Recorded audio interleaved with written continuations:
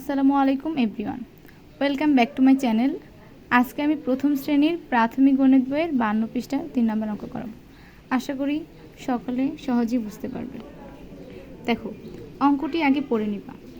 রুমার 8টি কাগজের পাতা ছিল, সে 3টি পাতায় লিখে ফেলল। তার কয়টি কাগজের পাতা লেখার বাকি রইল? অঙ্কে চেয়েছে কি? বলেছে যে তার কাগজের পাতা লেখার বাকি রইল। কয়টি কাগজের পাতা লেখার বাকি রইল? প্রথমে কিভাবে সাজাবে? প্রথমে লিখবে কাগজের পাতা ছিল, কাগজের পাতা ছিল কয়টি? 8টি। পরে বলেছে সে 3টি পাতায় লিখে ফেলল। লিখবে লিখে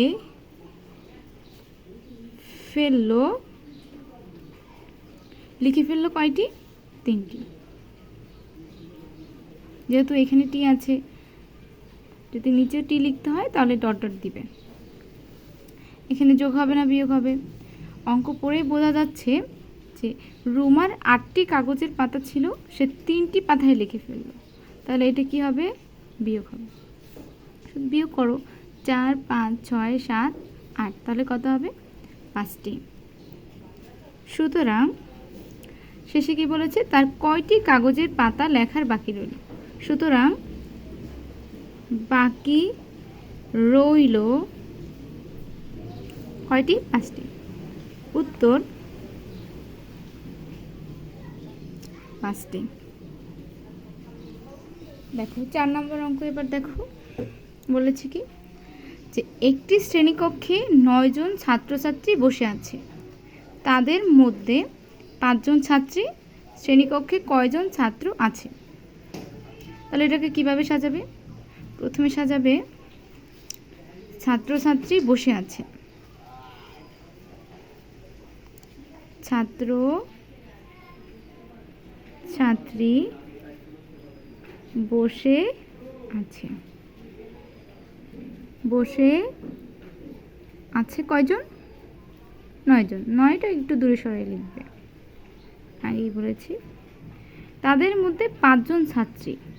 অঙ্কে বলেছে কি তাদের মধ্যে 5 জন ছাত্রী, তাহলে লিখবে ছাত্রী। যেহেতু এখানে বসে আছে, এখানেও লিখতে পারো, ডট ডট লিখে দিবে। বসে আছে কতজন? 5 জন। যোগ হবে নাকি বিয়োগ? অবশ্যই বিয়োগ।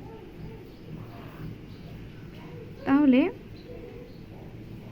বিয়োগ করো, 6, 7, 8, 9, কতজন? এখানে যদি জন থাকে তাহলে উত্তরে এখানেও জন লিখতে হবে, জন।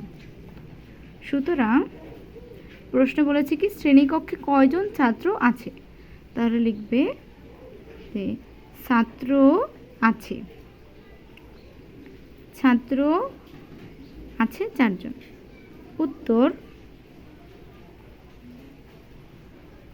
4 জন। আশা করি সকলে বুঝতে পেরেছো। সবাইকে ধন্যবাদ।